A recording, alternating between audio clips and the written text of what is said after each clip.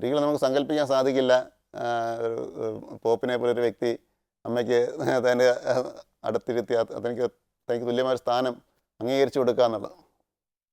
അപ്പം അവിടെ അവരൊക്കെ അമ്മയുടെ വാക്കുകൾക്ക് കാതോർക്കും, നമ്മുടെ മാർഗദർശനത്തിന് ആവശ്യപ്പെടും.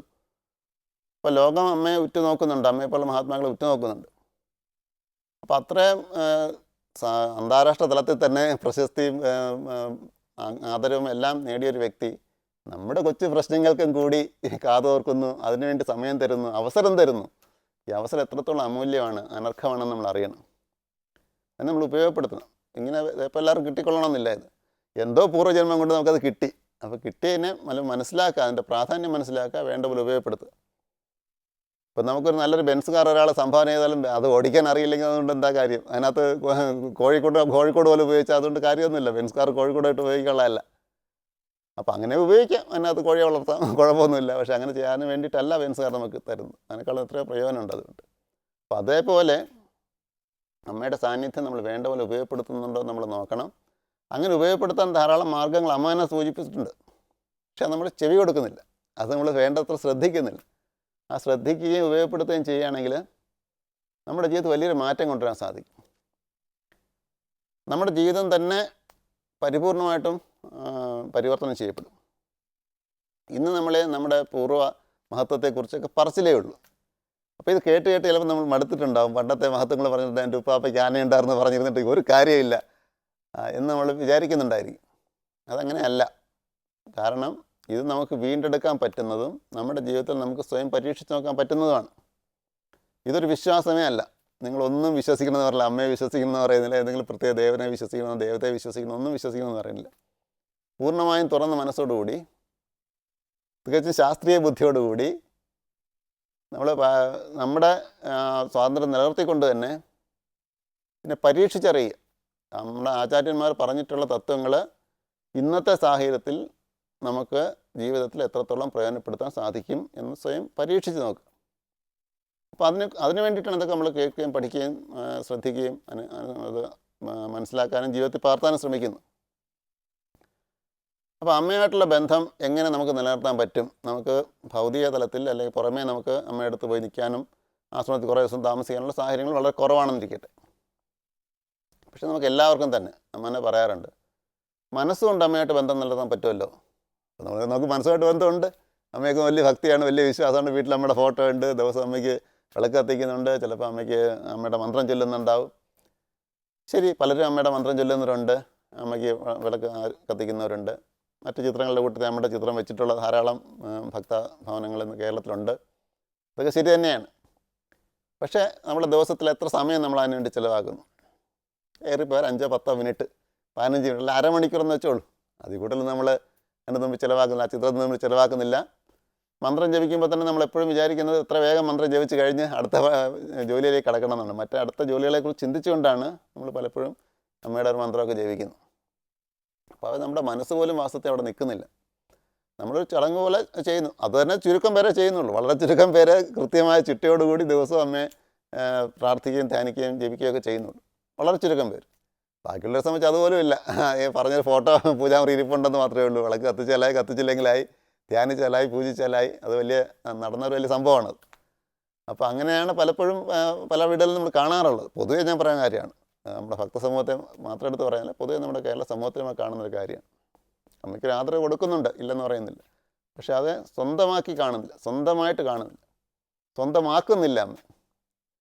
അപ്പോൾ ആ സ്വന്തമാക്കി എങ്ങനെ നമുക്ക് എടുക്കാൻ പറ്റും, അതിൻ്റെ ഒരു മാധുര്യം നമുക്ക് എങ്ങനെ നുകരാൻ പറ്റും, നമ്മുടെ ജീവിതത്തിൽ അമ്മയുടെ തണൽ എങ്ങനെ അനുഭവവേദ്യമാക്കി തീർക്കാൻ പറ്റും, അത് നമ്മൾ മനസ്സിലാക്കണം.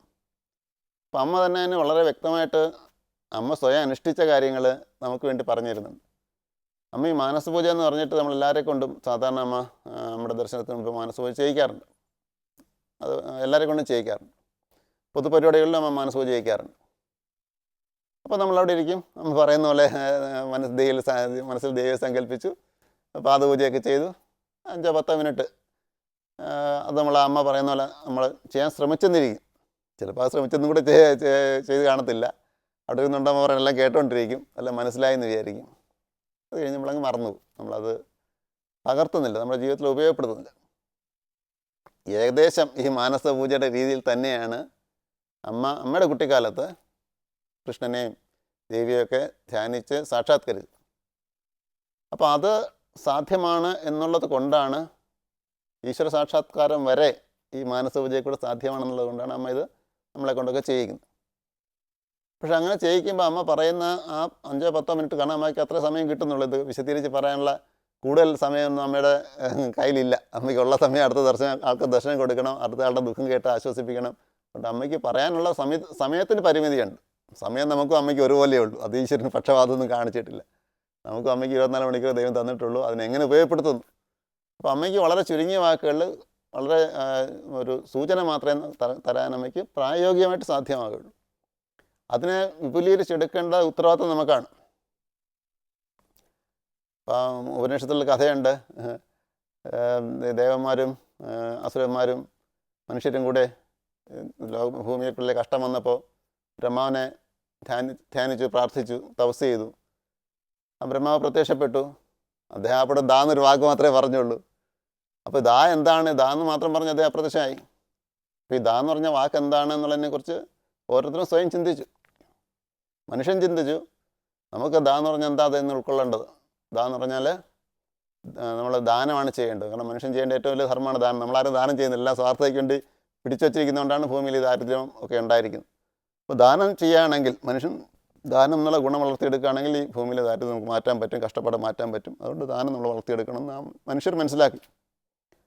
അപ്പോൾ അതേസമയം അസുരന്മാർ മനസ്സിലാക്കി എന്താണ്, നമ്മളൊട്ടും ദയയില്ലാത്ത കൂട്ടരാണ്, മറ്റുള്ളവരെ പീഡിപ്പിക്കുന്നതിനാണ് നമുക്ക് ആനന്ദം. അപ്പോൾ ആ മറ്റുള്ളവരെ പീഡിപ്പിക്കുന്നതിൻ്റെ ഫലമായിട്ടാണ് നമുക്ക് ഈ കഷ്ടങ്ങളെല്ലാം വന്നിരിക്കുന്നത്. ഭൂമിയിലും പ്രകൃതിയിലും ദാരിദ്ര്യം ഒക്കെ വന്നിരിക്കുന്നത് അതുകൊണ്ടാണ്. അപ്പോൾ നമുക്ക് മറ്റുള്ളവരുടെ ദയ ഉണ്ടായിരിക്കണം. ആ ദയയാണ് നമ്മൾ വളർത്തിയെടുക്കേണ്ട ഏറ്റവും വലിയ ഗുണമെന്നാണ് അസുരന്മാർ മനസ്സിലാക്കിയത്. അനുസരിച്ചു. ദേവന്മാരെന്ത് മനസ്സിലാക്കി, നമ്മളെല്ലാ സുഖങ്ങളിലെ സ്വർഗത്തിലെ സുഖങ്ങളൊക്കെ ആസ്വദിച്ച് ജീവിക്കുകയാണ്. അപ്പോൾ നമ്മളെ സുഖങ്ങളിൽ മുഴുകി ജീവിക്കുന്നു, മറ്റുള്ള ദുഃഖങ്ങളൊന്നും നമ്മൾ കാണുന്നില്ല.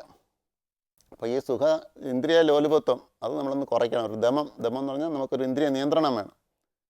ഇതിൽ തന്നെ മുഴുകി ജീവിച്ചാൽ പോരാ, ഇന്ദ്രിയാരാമന്മാരായിട്ട് ജീവിച്ചാൽ പോരാ. ഇതല്ല ജീവിതത്തിൻ്റെ ലക്ഷ്യം. ജീവിതത്തിന് കൂടുതൽ മഹത്തായ ലക്ഷ്യങ്ങളൊക്കെ ഉണ്ട്. അപ്പോൾ അതുകൊണ്ട് നമ്മൾ കുറച്ച് നിയന്ത്രണം, ഇന്ദ്രിയ വിഷയങ്ങളിലുള്ള സുഖഭോഗങ്ങളിൽ കുറച്ച് നിയന്ത്രണം പാലിക്കണം. ഇതാണ് ദേവന്മാർ മനസ്സിലാക്കി. ഒരു വാക്കാണ് ബ്രഹ്മാവ് പറഞ്ഞത്. പക്ഷേ ഇതിനെപ്പറ്റി അവർ മനനം ചെയ്തു, സ്വന്തമായിട്ട് നിഗമനങ്ങളെത്തി. ആരും പറഞ്ഞു കൊടുത്തതൊന്നുമല്ല, സ്വന്തമായ നിഗമനങ്ങളെത്തി, അത് പ്രാവർത്തികമാക്കി. അപ്പോൾ ഇവർ ഓരോരുത്തരും അവരുടെ ആ ആശയങ്ങൾ പ്രാവർത്തികമാക്കി കഴിഞ്ഞപ്പോൾ ഭൂമിയിൽ വീണ്ടും സമൃദ്ധി ഐശ്വര്യങ്ങളും എല്ലാം ഉണ്ടായി എന്നാണ് പറയുന്നത്. അപ്പോൾ അത്രേ നമുക്ക് ആവശ്യമുള്ളൂ. ഇപ്പം ഞാൻ പറയുന്ന എല്ലാ കാര്യങ്ങളും അതേപോലെ ആരും അനുസരിക്കുമെന്നോ ഒരു വിചാരമൊന്നും ആർക്കും ഇല്ല. പക്ഷേ അതിൽ നിന്ന് നമുക്ക് എടുക്കാൻ പറ്റുന്ന എടുക്കുക. നമ്മളതിനെ സ്വന്തമായിട്ട് മനനം ചെയ്ത് സ്വന്തമായിട്ട് അതിൽ നിന്ന് നമ്മുടെ സ്വന്തമായൊരു ആശയം കണ്ടെത്തുക. അത് സ്വന്തമായിട്ട് ജീവിതത്തിൽ അതിനെ പ്രയോജനപ്പെടുത്തുക. അപ്പോൾ അതിൽ നിന്ന് ഫലം നമുക്ക് കിട്ടും. തീർച്ചയായിട്ടും അതുകൊണ്ട് നമുക്കൊരു കൂടുതൽ പോസിറ്റീവായിട്ടുള്ള ഫലമായിരിക്കും നമുക്കുണ്ടാകുക.